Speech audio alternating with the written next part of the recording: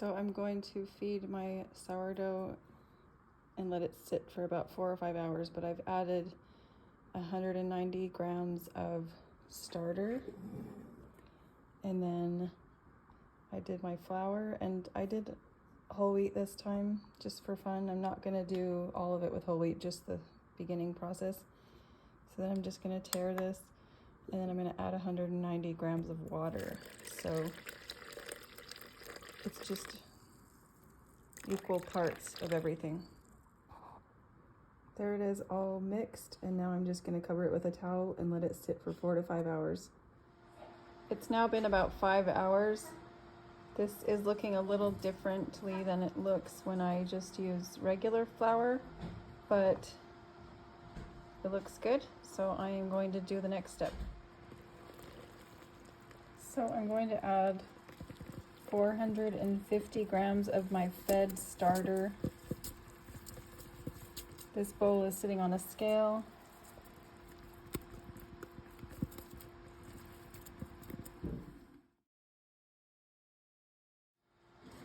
I have a little bit left in the bowl, and this is considered discard. I don't have very much. Some people probably make extra on purpose so that you can make waffles or whatever you want with your discard. Now I'm gonna add 945 grams of water. If the water's a little bit warm, I heated it in the microwave for probably 1 minute.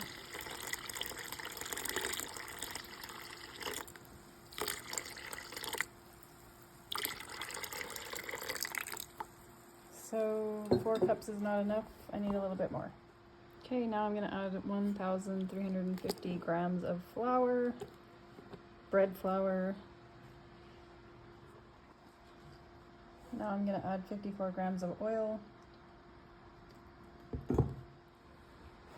So this is what it looks like all mixed up, and I'm just gonna let this sit for an hour. Also, if you forget your oil, it'll still turn out. And when I say sit for an hour, I mean covered. So I dumped the dough out of the bowl, and I like to do it on these things because then it's easier to clean. The counter's a pain in the butt, but if you have a granite counter, it's probably a lot easier to clean than the butcher block.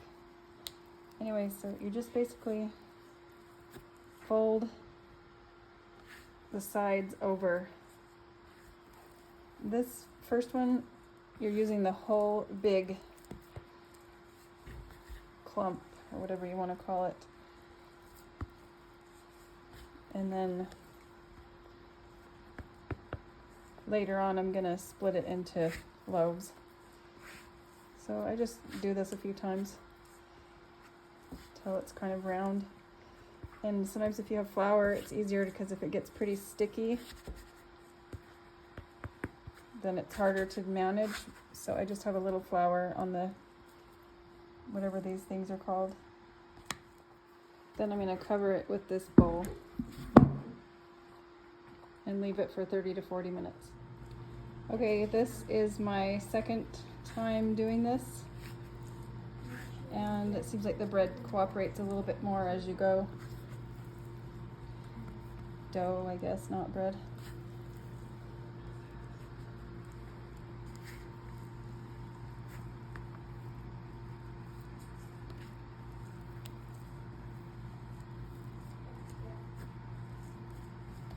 Then I'm just going to cover it again for 30 to 40 minutes.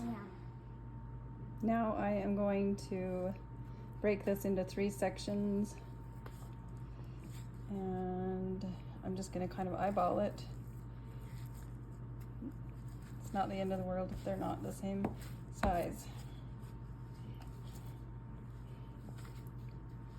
You could weigh it if you wanted to.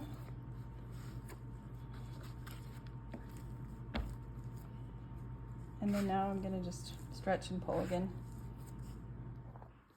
So now that I stretched and pulled the 3 sections, I'm gonna cover them with bowls.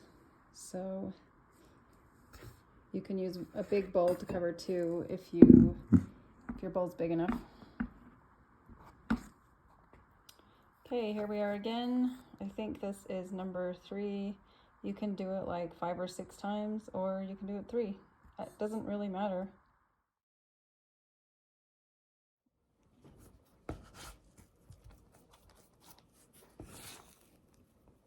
Just go around the edges and fold it over. Sometimes it gets a little sticky, and I will add a little bit of flour.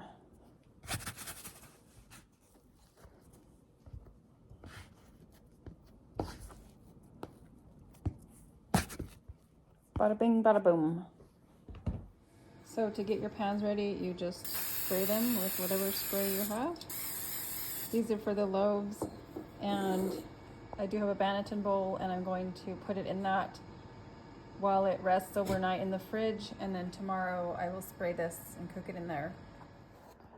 Well, I'm gonna do the best I can, but I don't have anything to prop the phone up with, so anyway, you just kind of stretch and fold, and so it's a little bit oblong so that it will fit in the loaf pan. Okay, you can see how it's kind of oblong, and it's going to fit into my loaf pan now.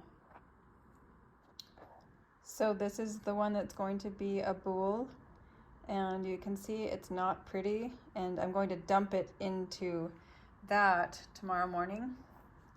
And this one is now in the loaf pan, and this one, and see how ugly they are? Don't worry about it at all. Then I'm just going to cover them with plastic and put them in the fridge overnight. These were in the fridge all night, and now I'm just bringing them in, and I'm going to set them in the oven. The oven is not turned on.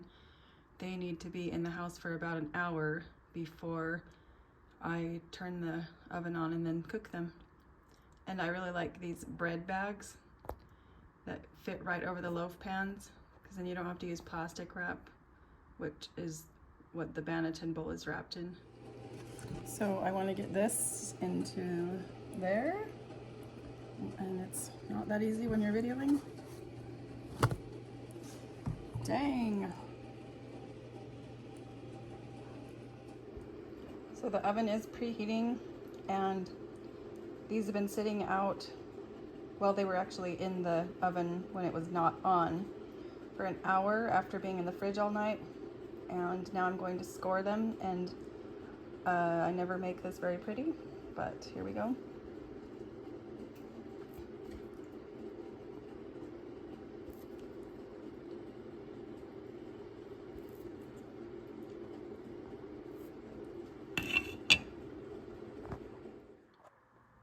Now I am going to put the lid on this. You can see that flour that's in there. It was in this bowl, and it kind of makes it look pretty.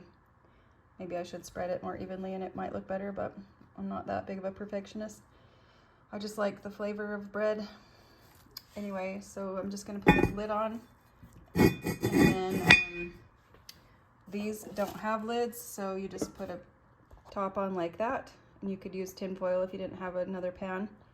And then I'm gonna bake it for 30 minutes, and then I'll take that top off, take the lid off, and cook for about another 15 to 20 minutes. So now I'm just gonna remove these lids and then cook for another 15 to 20 minutes. So here they are, all cooked, and you can see the scoring didn't work really all that great, but it's still important to do it. Then I'm gonna put them on this cooling rack and wait probably about 30 to 40 minutes before we dig in.